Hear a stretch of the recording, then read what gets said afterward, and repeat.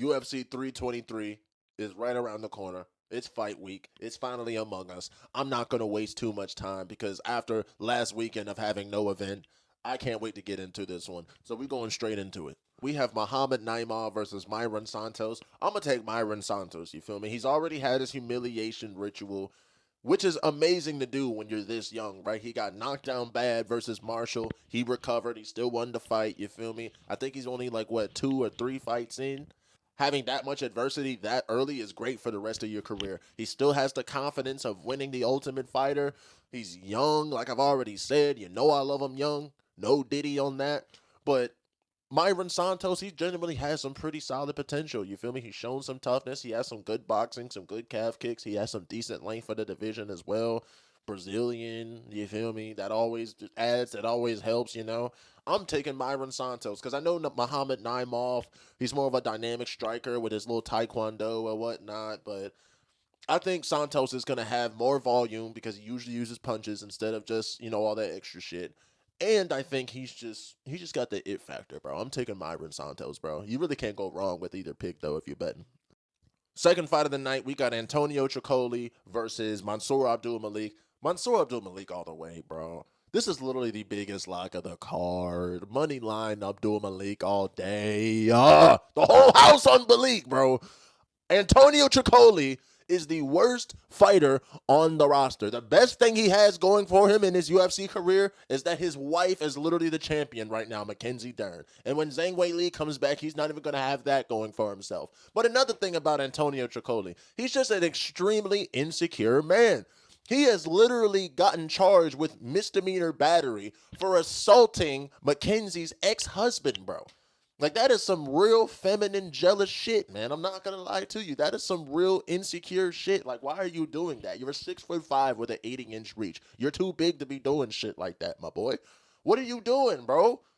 And then if you watch his fight with Shara Bullet, he's just terrible. He literally did nothing but clinch and stall the entire time, just doing everything in his power to not get finished. Antonio Trocoli is the worst middleweight on the roster. He's literally ranked number 69 out of 70 middleweights on Tapology. He stinks! He stinks! He's trash! Next one. We have Iwo Baraniewski versus Ibo Aslan. I'm taking Iwo via Polish power. And when I say Polish power, I mean Poland beating the Ottoman Empire in the Turkish-Polish War. 1699 Treaty of Karowitz. Poland pushed back the Ottoman Empire, made them give up some territory that they previously took, and Poland won the freaking war, bro. And I think this fight is going to be the exact same way. Iwo Baraniewski, he has the takedown threat, unlike Ibo, who's just a brawl merchant, you feel me? He's not technical at all. Very fun to watch, but not technical at all, right? Iwo can match his freak in terms of power, and he can take it to the ground. So I think Iwo's going to have a good game plan. I think he's going to have to wrestle spam for this fight because it's too dangerous on the feet. It's 250-50. It is light heavyweight after all, right? But Iwo Baraniewski via Treaty of Karowitz. Next fight of the night, we have Jaylen Turner versus Edson Barboza. I'm taking Jaylen Turner via mental health, right? Because Edson Barboza, he's just too old, man. He's 39 years old.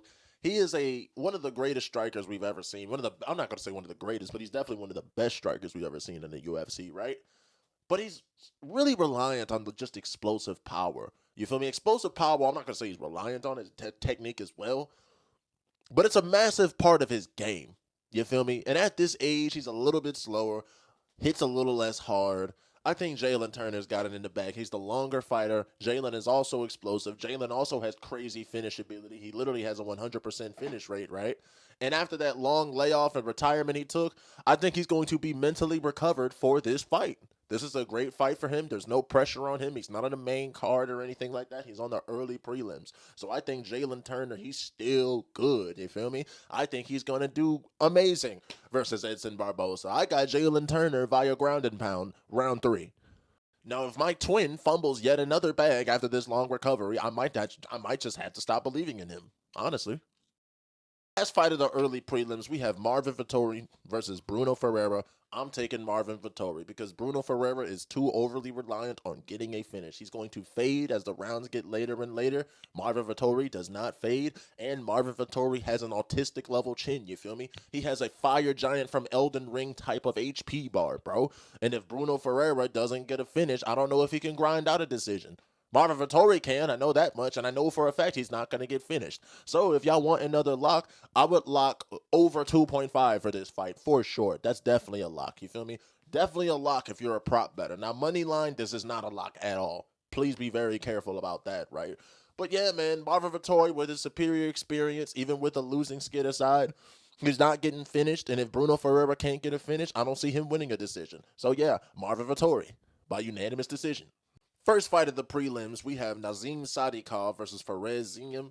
I'm taking Farès Ziam by a unanimous decision or split decision, either or. It's going to be a damn decision, I'll tell you that much, because Farès Ziam, he's a long, rangy kickboxer, real technical, you feel me? And Nazim Sadykhov is more of a chaotic type of fighter. I think I think Farès is going to weather the storm. I think he's going to stick to the game plan. He's going to utilize good footwork, jab, leg kick, circle, rinse and repeat. Nazim is going to have a hard time finding the range, you feel me? And Nazim is going to take a comfortable decision. I don't think he's going to take too much damage either, and I can't really see how Nazim gets this win. He's going to have to make it ugly, but still, I don't see how. Now, I'm not going to call it a lock by any means, because Farès could easily do some fuck shit and play into Nazim's game. I mean, we've seen that happen before with other fighters, you feel me? So this is not a lock by any means. But yeah, I'm taking Farès Ziam by a boring point fighting decision. Next fight of the night, we have Maycee Barber versus Karine Silva. Now, I absolutely love Karine Silva, man. I love Karine Silva. Like, her first 4 fights in the UFC, just finish after finish after finish after finish. I was calling her female Shavkat Rakhmonov, goddammit. I was glazing the shit out of her. Now, since then, she has, lost a decision, won a decision, and then won another decision, you feel me? Not in chronological order, but still. So I'm hoping she goes back to her finishing ways, and Maycee Barber might be the person to do it against, because even though I do think Maycee Barber is a better fighter, she has a lot of ring rust. You feel me? A lot of health concerns. So, yeah, ring rust is going to be a thing. I'm taking Karine Silva. I'm not going to say what method of victory. Hopefully a decision. But with Karine, she has disappointed me before. So, I'm still taking her. Whatever. Fight of the night, we got Terrance McKinney versus Chris Duncan. That's always a treat when we get a Terrance McKinney fight, man. It's always a treat when this motherfucker's fighting. And same with Chris Duncan. They all about that action, you feel me? If you want a lock, you bet under 2.5 if you want a prop lock, you feel me? If you're a prop better, you doing that. Now, as far as money line, there is no lock, but I will be taking Chris Duncan to win this fight via round 2 knockout, you feel me? Terrance McKinney's just too wild, too unpredictable. He reacts too heavily on feints, so it's easy to set traps for him, you feel me? So, yeah, I'm taking Chris Duncan, man. It's going to be an amazing fight. Probably going to be fight of the night. Fight is definitely getting some type of bonus, for sure. Next up, we got Grant Dawson versus Manuel Torres. Yet another performance bonus on the way. You feel me? It's going to be hard deciding who gets the performance bonus this night because there's so much action on this card. But I'm picking Manuel Torres, bro. Because after that shit that he did against Bobby Green, Grant Dawson, I'm telling you, I don't know if I can ever trust him again.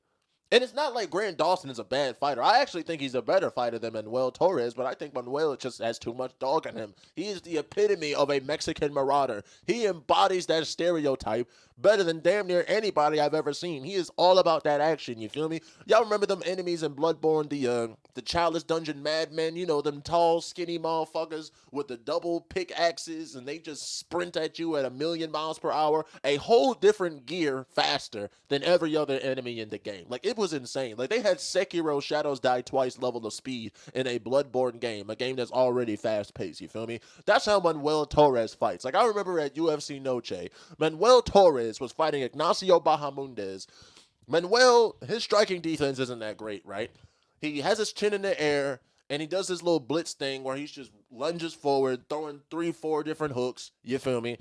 Ignacio did a picture-perfect step-back right hand right to the chin. Manuel gets knocked down. He scrambles while he's on the ground, survives, weathers the storm. Less than 30 seconds later, he's back on his feet, and he does the same fucking shit. He does the same blitz, and guess what happened? That next right hand he ate, the next step back right on some Aljamain versus O'Malley shit, that second time he got hit with it actually knocked him out. Just marauder at his core. That's all he knows is war. That's all he knows is marauder maxing, bro. So yeah, Manuel Torres is just going to outdog Grant Dawson early. And Grant's not even going to get a chance to shoot a takedown. You feel me? So yeah, Manuel Torres via round 2 or round 1 knockout. Not a lock by any means, though. This is a close fight, so yeah, it's not a lock money line or props, honestly. First fight of the main card, we have Jan Błachowicz versus Bogdan Gustav. I don't see a crafty veteran performance happening here. I think Jan Błachowicz is way too old. He looks slow as fuck. Looked like he was moving in molasses versus Carlos Ulberg. You feel me? I'm taking Bogdan Grad. Ooh, I don't want to say KO because I really like Jan Błachowicz. I don't even want to jinx that shit. So I'm going to say Bogdan Grad by unanimous decision, but this is a simple one, bro. Jan Błachowicz is just too fucking old, bro. And Bogdan actually has some momentum on his side, too. So, yeah, I'm taking Bogdan. Next fight of the night, we have Henry Cejudo versus Peyton Talbot. I'm going to just go ahead and go with Peyton Talbot here. You feel me? Like, I'm still a big believer in Henry Cejudo, but against Peyton Talbot, I don't know. Henry hasn't really taken down that many of his previous opponents. I mean, I know it's some amazing wrestlers like Marab and Aljo and Song Yadong and whatnot, but it's just like his wrestling hasn't been looking elite by any means.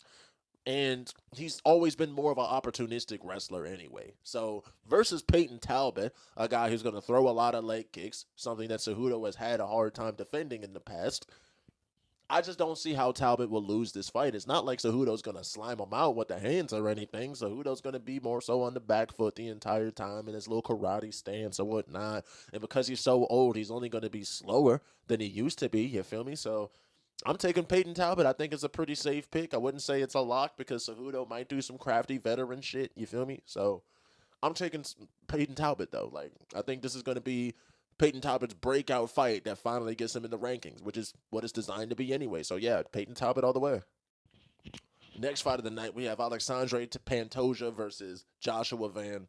I'm going to go with Pantoja here. He has more ways to win the fight. His granite chin is going to protect him just enough from Joshua Van's boxing. I mean, it's not like Van is like super, super powerful by any means. He's just fast as shit, and he's really good at counter-striking, you feel me? But I'm going to go with Pantoja because of the grappling edge, you feel me? I think the grappling is going to make Van be fair and honest just enough to where he won't be able to fully get himself going like how he could versus Royval, who was only trying to strike with him. And Pantoja, like I already said before, is just too stubborn to get finished, you feel me? I think it's going to go to a decision. I don't think Pantoja's going to be able to finish Van, but if he did, it would definitely be a rear naked choke. So, yeah, I'm going with Alexandre Pantoja via unanimous decision. Why not? Next up, we have Brandon Moreno versus Tatsuro Taira. Now, I am a massive, massive Tatsuro Taira glazer, one of my favorite fucking fighters to watch, but I'm going to have to give this shit to Brandon Moreno, man. I think his far superior striking, his far superior experience, despite being super young as damn self at 31, shit, prime Brandon Moreno, you feel me? But I think Brandon's championship pedigree is going to give him an edge over Tatsuro Taira, bro. I still feel like Tatsuro Taira's striking is a little too raw for flyweight. I mean, it's serviceable, but against a guy like Moreno, it's just not going to cut it. Plus, Moreno's going to game plan very well for Taira. He's going to see the takedowns coming. He's going to be prepared for the chain grappling. Taira's definitely going to have some success with the grappling because I think pound for pound, he might be the best grappler in the sport. Not the greatest, but the best. Do you feel me? But I think it's going to be a close fight, but Moreno's going to edge it out, bro. He's just too tough, bro. He's Mexican tough, bro. He's never been finished. None of that shit, bro. I'm giving it to Moreno. Now, in terms of method of victory, it's definitely going to be a decision because Taira, I can't really see Taira getting finished nor Moreno. But as far as betting goes, I would hedge this shit. I'm not going to lie to you. I'm definitely hedging it because if Taira wins, I would only be ever so slightly surprised because he did go to a split decision with Brandon Royval. So, yeah. But still, Moreno all day.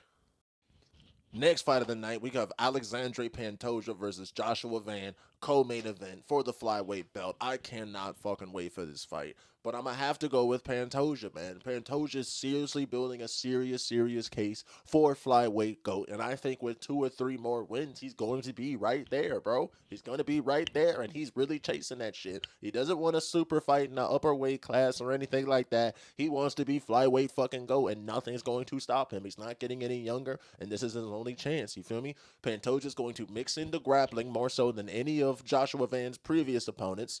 And, you know, Van is a pretty one-dimensional fighter. He's very good in that one dimension, but he's still a one-dimensional fighter nonetheless. Plus, I don't think Joshua Van has enough power in his hands to actually finish Pantoja or hurt him seriously because Pantoja, just like Marvin Vettori, he has that fire giant HP bar, you feel me?